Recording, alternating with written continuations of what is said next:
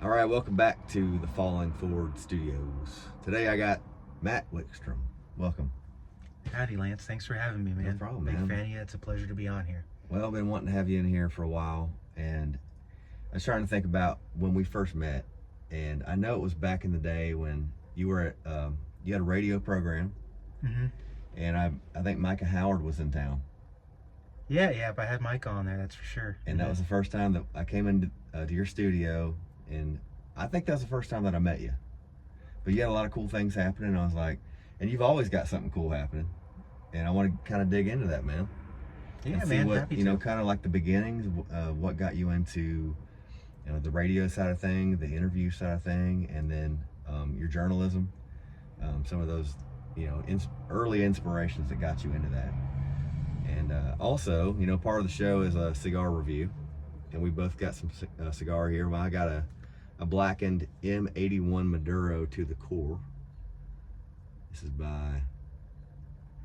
This is a cigar I've been wanting to try for a long time.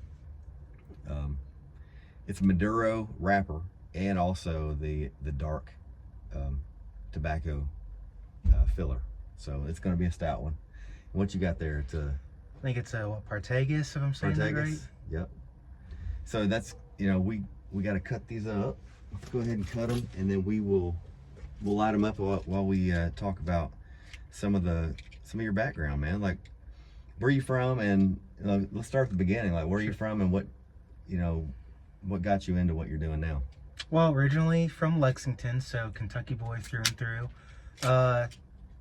Grew up, though, for the most part, up in Columbus, Ohio. Like, went to pretty much kindergarten through high school up there. Then moved back down here in 2011. And slowly, you know, just been a work in progress, you know, kind of figuring myself out, figuring out what I wanted to do. And, yeah, slowly, you know, kind of building up the music resume from there once I kind of settled in on that. But, gosh, for the longest time, I always kind of had a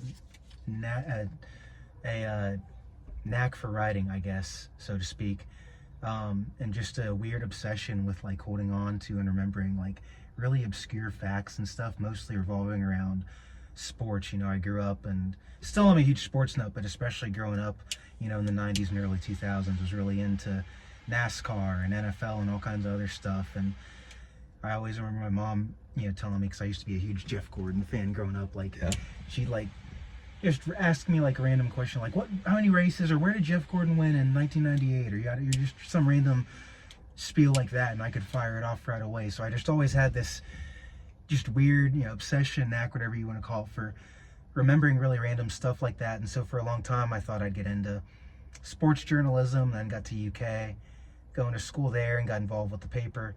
Quickly realized that if I wanted to write about sports there certainly was the opportunity, but for the most part, starting off at least, it was going to be like track and field hockey, that kind of thing. And not that stuff's, you know, not important or not cool, but I definitely had more of a set mindset, I guess, kind of more naivety going into it than anything about, you know, straight away getting into football or basketball or whatever. Yeah. So instead, from there, I kind of pivoted to music, and that's kind of where that all started. Not long before that, I'd kind of gotten into going to some festivals.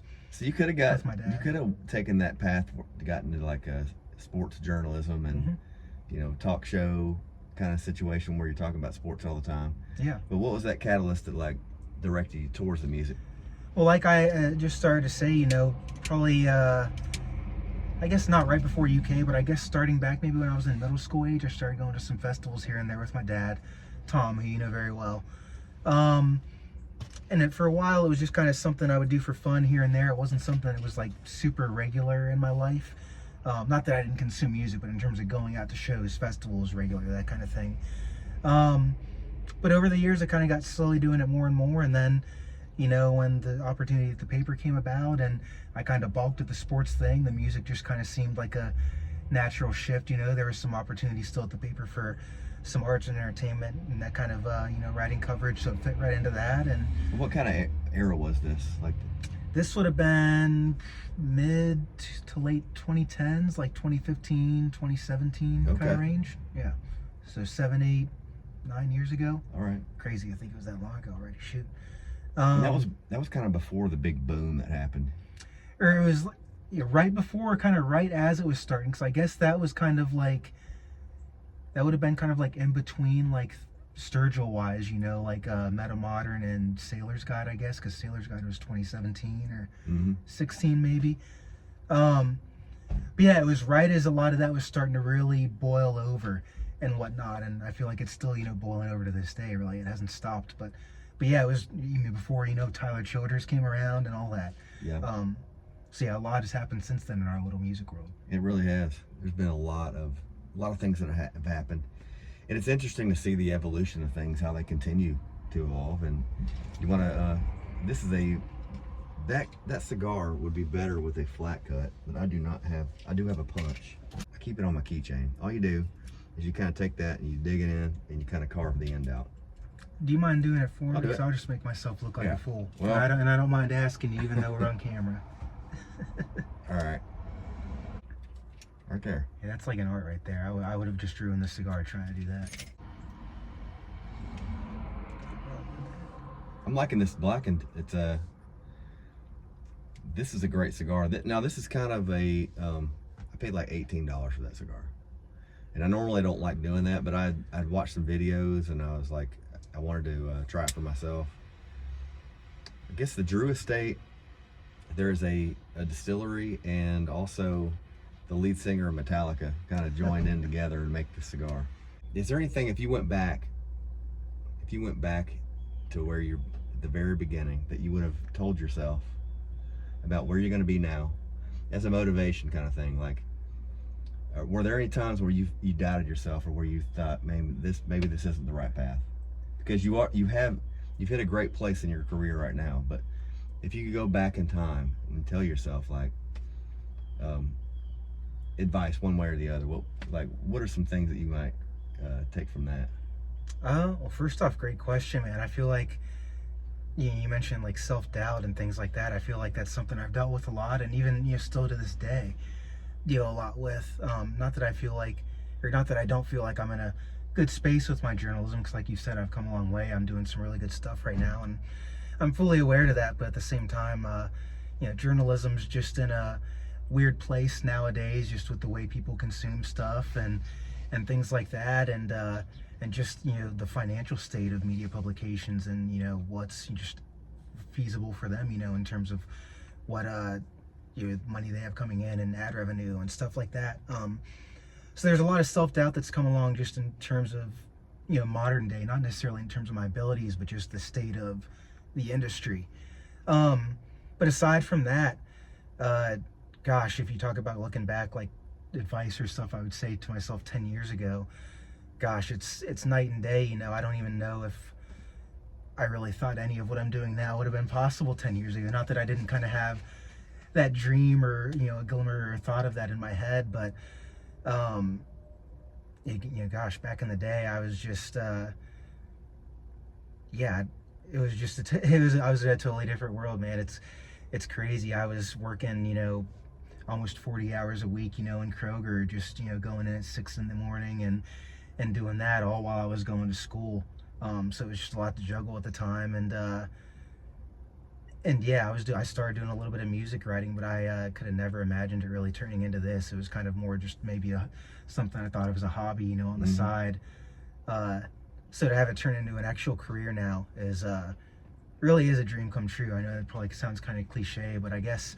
So if you went into Kroger one day and you saw yourself there as a kid, yep, and you like tap yourself on the shoulder and be like, what would you say? I would say it's a long journey, man. Don't let not to say that you don't want to, you know, get discouraged in the present or whatever and where you're at, but rather than get discouraged and kind of let it, you know, weigh you down and like put you in even a worse mood, kind of use it as motivation to help you kind of get to where you want, you know. Yeah, like I said, I don't think I thought, you know, a decade ago that what I'm doing now would have been even possible, but you know, it's come with just a lot of hard work, you know, kind of ignoring, you know, some of the self-doubt that I've had within myself at times, in addition to, you know, maybe doubt that others have projected on me along the way, you know. And I'm sure you can relate a lot to that, you know, in your own musical journey, or just even, you know, in terms of like the kind of long, arduous, probably sometimes frustrating journey of restorating this truck we're in right now. You know, Yeah, I was there's gonna fire this thing up so I could show you how it sounded, but I got in here earlier and I cranked it up. It wouldn't crank. I said I cranked it up. It's like dead as a doornail. So battery's dead. But and that happens. That's life. it does, and I'll just have to charge the battery and start it over again. But yes, it's like I think musicians, anybody in the arts, whatever angle you take in the arts, it's kind of the same struggle we all feel. We all want to make a living doing it at some point. And we want to make a name for ourselves. And that's the best way to do it, is like to get your name out there and get enough people interested in what you're doing that it does have a monetary benefit. But that is not the ultimate goal of why we do it. We do it because it's something inside of us. It's, like you said, a hobby. Generally, when you start out with a hobby, it's something that just you don't know why you're attracted to it at first, but you just pursue it, and eventually it becomes something that you can't not do. It's frustrating. The arts are very frustrating because it takes a lot to put yourself out there and expose like what your heart is. Like, especially if you're, as a writer, the thing that makes a piece of a work intriguing to somebody is like they read something a little bit different than they've read, maybe the language they've read before, and usually that authenticity it rings true when you open yourself up, you open your heart up a little bit. Good songs like that too. It can be scary putting it out there because you're like, man, I don't know if anybody's gonna like this. Hopefully they do. What I've found is generally the people that are supposed to hear that find it. You're gonna have some people that be like, I don't resonate with that. I don't even know if I like it. But the people that do resonate with it are gonna really, become a fan eventually. And I think anything in the arts is gonna be like that. Yeah, absolutely. And that's been, obviously it sounds like that's been a huge thing for you, and I wouldn't see why not, in terms of just the community support and connection and things that have come from your music and your contributions. And that's definitely the same way I feel, like, not to say that I wouldn't be doing this if it weren't for the community, but that's been a big thing that's kind of kept me going with it, is just the relationships and the people I've met along the way, whether that's musicians like yourself or just folks I hang out with and talk with the crowd at shows, whether that's, folks like Robbie and Amy Goins or John and Gina Clemens or whoever, Roger Combs. Just the community of folks, and a lot of them, one thing I love about music, probably the greatest thing that keeps me going to shows and writing about them as well, is I just love the different people, I run into, whether that's, people that I might, not see eye to eye with on everything politically, or we come from different economic backgrounds, or just different places and settings and life circumstances in general. We have all these different things about us, but we can come together for a few hours through music, and that, just the power of that and the connection and the community that comes from that is almost kind of like a drug or something. It's like a high that you want to get more of every time you're around it, I guess. It's true, man. I've seen it firsthand. Like I was kind of coming out of a very high control religion back in the day, and so I kind of lost a major part of my community because of that. And the music community kind of felt like I picked right back up where I left off. Like it felt like family, it felt like a structure, it felt like something you could build with. And any kind of family, you're going to have struggles here and there, but overall, it's a very beautiful thing, especially here in Kentucky, because I think the music scene that's developed here is very unique compared to like some other places that I've been to and other people I've talked to about how their music family is. There's a lot of infighting and jealousy and things like that.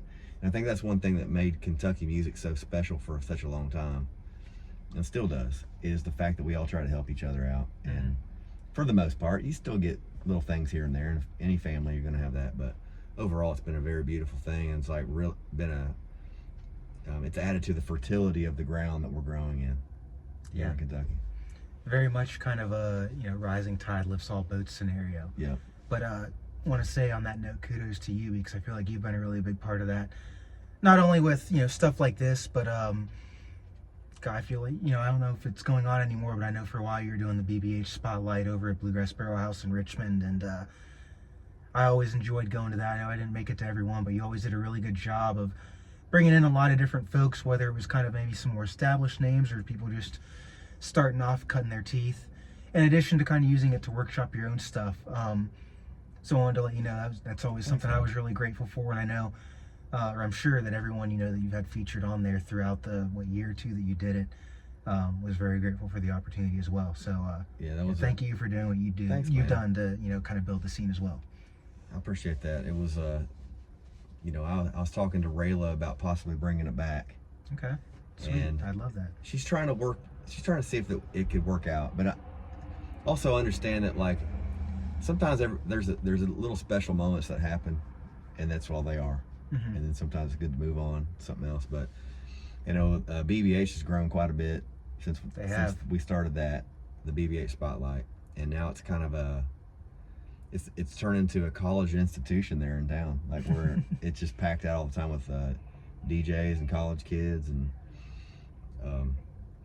but yes, it was a one thing that I noticed is like you've got a lot of people traveling through that needed a weekday gig. Mm-hmm. And everybody's paid. It was like $100 to show up and sing for 30 minutes, which is really good for somebody passing through that didn't have anything during the week and they're going to another gig.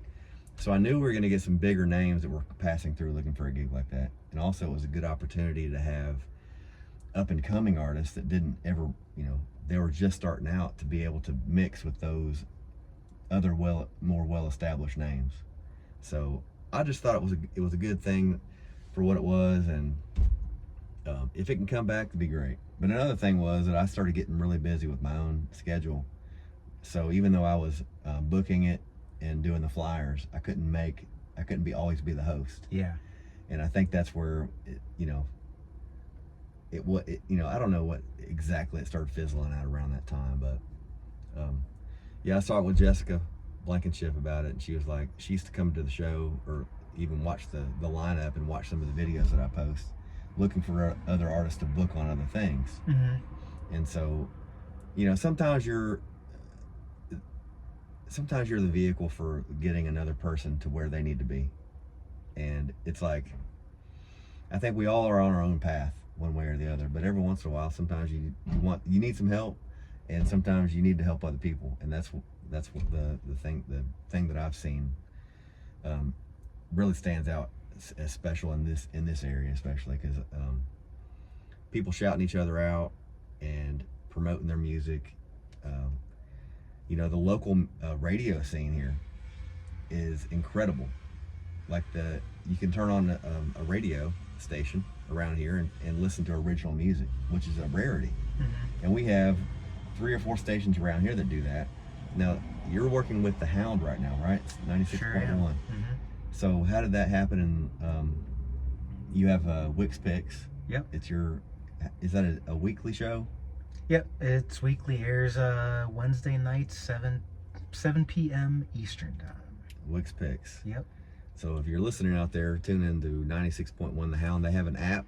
No matter where you're watching from right now, you can download that app and listen to the live feed from the station. Literally no excuses. I'll be watching. Yes, and you'll be able to see like where they're listening from, right? I don't know if I personally can, but I'm sure Collie or someone at the station has like an analytics or something that kind of tells them that. So 96.1 The Hound. I was in there one day, and I was doing kind of an interview thing, and they heard a song of mine, and they're like, "Man, is that song out anywhere?" I was like, "No, it's not out. I want to record it though." I was like, "How about we do it here?" So I went in there, and they're like, me and Jamie Gaddis went in there one day, recorded it live, and they're gonna mix it, master it, and I'm gonna release that as a single. And I'm gonna do like a tag on there, like record live at 96.1 The Hound. And I think that's a first for them. It's a first for me. Yeah, I think it's a first for them. It's funny you mentioned that. I'm going in tomorrow to record my show this week with CJ Kane from the Wooks. But last week when I was in, we recorded with John Grace from Laurel Cove Festival. And after we knocked out our interview, Colin Michael, the program director, actually, he was like, "Hey, throw the headphones on." Lance was in here the other day, so he actually played that song for me. Very cool. It sounds really, really good, man. Golden Hour. I haven't heard what they've recorded, but I'm excited about that. It was kind of like one of those organic things that just happened, and I was like, why not? Let's just do it. So it reminded me of back in the day, before rock and roll started really taking off, where radio stations were the reason why people got heard. So they'd write a song, they'd go get their record press, and they'd take it to the DJ, be like, hey, can you listen to this? Yep. If they liked it, they'd play it. And what's happening right now in this region, I think it's kind of a throwback to that, and I think it's the very beginning of another golden age of music. And it's kind of exciting to me, because I'm like,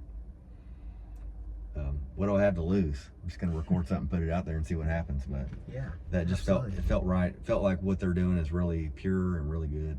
And I was on the radio this morning with a live with Loretta. Oh yeah. And Loretta is retiring, so I was she is. I didn't know that. Yeah. But she's passed it on to Shyla and Brett. They're gonna have a radio or a station out there, or a show doing the same thing. So also another one was 104.9 Pickup Country in Irvin. Oh yeah. They play a lot of original music. I can remember before I even started getting into music, listening to the Wooks and not knowing who they were. But I remember like turning it up because I was living out in Waco, Kentucky at the time, and I was like driving down the road, and I heard that one of their songs, and I turned it up and was like, I've never heard this before. And listening to like everything that I heard on that radio station was different than I'd heard.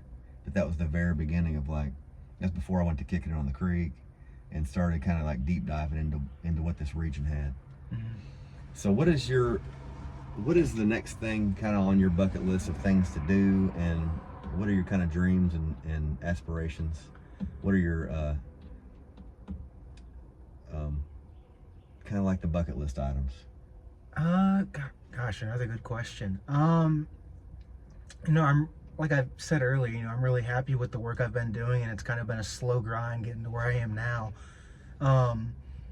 But that being said, there's always bigger goals out there. I think one of mine is, I feel like kind of everyone's like go-to like music journalist goal is like, I want to get a byline in the Rolling Stone. Yeah. So that's still around there somewhere. I mean, I'd like to have more than one byline. I'd like to, turn it into more of a regular thing. Like I'm definitely very envious of one of my buddies. I'm sure a buddy of yours as well, Garrett Woodward, who lives down in Carolina and has a full-time gig down there, but also freelances for Rolling Stone quite a bit. Always is doing fantastic work, talking with someone really cool, and so I guess I'm living kind of vicariously through him a bit until I get that byline myself. Yeah. But that's one of the goals, and I feel like kind of just go to for any music journalist. But aside from that, we were talking about my radio show and the Hound, and one thing I've been having a lot of fun with that. Looking forward to building that out even more in the new year. One thing me and Colin have been tossing around with that is kind of like what you're doing here, recording on your iPhone, is tying in some kind of like video podcasting element that we would maybe coordinate like a stream on YouTube with whenever it's airing on for the first time on the station, or something like that. And then I've also got, like a Substack newsletter I've been starting recently that I haven't really written on the last couple of weeks, but I'm kind of tinkering and thinking of ways to utilize that both as a free newsletter and maybe kind of incorporating some content for the paid tier as well that would be able to cover and touch on some of the Kentucky stuff that maybe I'm not reporting on, and stuff for the Herald Leader or for other places I'm writing about or whatever. So yeah, just always constantly trying to think about, new ways that I can, cover or enhance my coverage of the scene here, new ways or maybe new people I can work with and build relationships with, whether that's on the artist side of things or editors at publications and that. But yeah, just constantly, man, just trying to, play the long game, and keep things, going steady in the present, but also trying to actively, think ahead, and kind of build out, where do I want to be in 5 years, 10 years, or, whatever, that kind of thing. But yeah, that's kind of my long rambling answer. I hope that covered it for you. It definitely did. But what you also you're always at a cool show. You're always at behind the scenes, some cool situation, and you have a dream scenario that would be set up. Oh gosh. Who would you love to hang out with for the day, interview them before their big show? Man, It's a big question, I think. Gosh, well, I think, being Kentucky, everyone jumps to, something having to do with Tyler, Sturgill, or Chris. And I think of those, Chris is actually the only one I haven't talked to yet, but bucket list would be able to do anything with any of them at this point. Because Tyler, I was lucky enough to do something with him. I want to say it was like a week or two after Purgatory came out. And it wasn't in person, it was like a phone interview. And I think it was when he was in the middle still of like doing his first big West Coast run, which was like his first maybe run of like stuff. You're probably as farthest away from home that you've been at that point, in the western part of the U.S. Back in summer of 2017 or something. But I think, if I'm not mistaken, that Jeff Cox, of course Jeff Cox, he's got to be in one of these stories in some way or another. But he was out on the road, maybe helping sling merch or something for him on that run. But I ended up getting the interview coordinated like through Jeff Cox. Okay. So that was just kind of a weird connection itself. But yeah, did a little bitty interview with Tyler, right after Purgatory came out, and that had a lot of cool nuggets. The one thing I remember sticking out from that is he told me a really cool story about Byron Roberts, obviously because they have such a connection through Kicking It on the Creek and Byron helping Tyler, before, I guess right up until that point, before he blew up and stuff, was instrumental in kind of getting his career off the ground. But he told me some story about like kind of being out on four-wheelers or something, out in a hauler or something, and getting stuck, and I think Byron came to his rescue.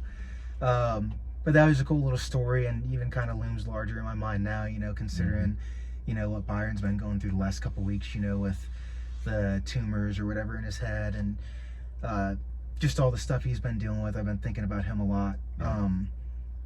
So yeah, kind of a, I guess, loose end. I don't know where I was going with that, but had a good interview with Tyler back in the day. I also got to interview Sturgill, also a photo interview, kind of, I guess, during COVID when all the cutting grass stuff was coming out.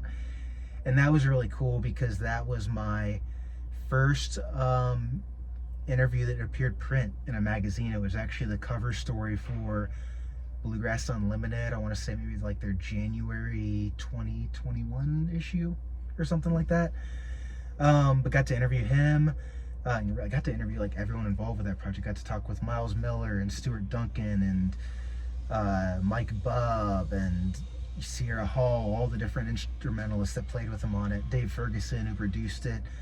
And that was all just so surreal on multiple levels. The Sturgill one, I remember, having so much anxiety and just nerves through the roof. I'd imagine. Going into it, just because not only is like you're interviewing a hero, but I'd also remembered seeing like a couple interviews he'd done previously in Rolling Stone where he'd kind of gotten misquoted a little bit and had kind of like pointed it out, like, or whatever, and not like a bad way, but kind of called it out or whatever after the fact, once the story had been published. So I was just like a little worried about like, oh gosh, am I gonna like misquote something when it comes to writing my story and get him like pissed off at me or something, like one of my heroes or whatever. So I was really nervous going in, but he settled my nerves really quickly. He was probably one of the chillest interviews I'd done, not only to that point, but even to this point, 3-4 years later. But yeah, I remember like one of the first questions I asked him was about his grandpa, because that was, if I'm not mistaken, one of his grandfathers was like a bluegrass nut growing up, like went to festivals and like take his own like tape and like get field recordings and stuff. Okay. And Sturgill had talked like in the bio or the liner notes of that cutting grass stuff of that being like what got him hooked on bluegrass, like his grandfather playing these field recordings and him not clicking with him at first, and his grandpa saying something along the lines of, one of these days it's gonna get you, and when it does, it's never gonna leave you. And I think even going to the Kentucky Music Hall of Fame ceremony a month or so ago when he got inducted, I think he even touched on exactly that story. But in my interview, once I touched on that with him, I think that calmed both of our nerves, and it was just smooth sailing from there. Really cool interview. But yeah, if given the chance, bucket list, among other things, I'm sure, if I thought about it some more, but would love to interview Sturgill, Tyler, or Chris again. I feel like all of them have so much going on, both music and outside of music. Between those three, too, they've inspired so many other artists to get out there and do the thing. And, exactly. And that's not going to end. And the people they've inspired are going to inspire more people, too. And so, man, I know we've been talking for 30 minutes, and we could probably talk for another 30, but I could go on and on. I could too. I look forward to seeing what you got in the future, and and it's all going to continue to be great. Thank you, man. I appreciate the kind words, Lance. If I can get my own words out. Yeah, and I appreciate you having me on here as well, man. I've enjoyed the interviews I've seen on this, and yeah, really humbled to be a part. So thank you. Thanks, man. Well, Matt, thanks for coming on, man. And Thank you, Lance. we didn't Appreciate spend a whole you. lot of time on these cigars, but you know, this is a part of this show is a cigar review, but overall, it's about the conversation, right? But yeah, this is an easy smoking cigar. I really didn't spend a whole lot of time thinking about how it tasted or anything like that, and I think that it goes to credit for this cigar, because sometimes you just want an easy smoking cigar. Now, the one you had, you really didn't even really get into it that much. I didn't really get into it. Sorry, I'm not a big, not anti-cigar, but it's just yeah, very foreign to me. Right. So I got so enveloped in the conversation, I kind of forgot I was just twiddling my hand. That's completely fine. That's completely fine. That's part of the show, man. It's like, it's whatever. Well, even though I didn't smoke a lot of it yet, one thing I will say is I feel like, you know, good conversation goes hand in hand with a good cigar. So it's very natural pairing in that regard, you know, for this. Absolutely. Just like you know, music playing in the background sometimes. Sometimes you're singing it, sometimes you're listening to it, sometimes it's off in the distance, and like sometimes you do a cigar review and you're just all about the cigar. Other times it's just in the background. Yep. But just goes to credit for this conversation, man. And keep up the good work. I want to get your dad in here too. Your dad's oh gosh, he thought my interview was wild. You just wait. well, I think having Tom in here would be interesting too, because he's also one of those pillars in the music community. Mm-hmm. Has his own gig at his place, or you guys' place out in Waco. Yep. And so I want to get him lined up to get him here and interviewed too, because he's a very interesting dude too. Yeah, very interesting, that's for sure. Yeah. No, but yeah, he would love to do it, and he'd talk your ear off, that's for sure. It'd be great. Well, we're gonna end it right there. Make sure you follow Matt Wickstrom on all the social media platforms. If you haven't read one of his articles, look one of those up. I think on your Instagram, there's many links and the Yep. different things you're doing. So make sure you follow along with Matt, and make sure you subscribe, make a comment, a like. It goes a long way with promoting the show. So falling forward. Thank you.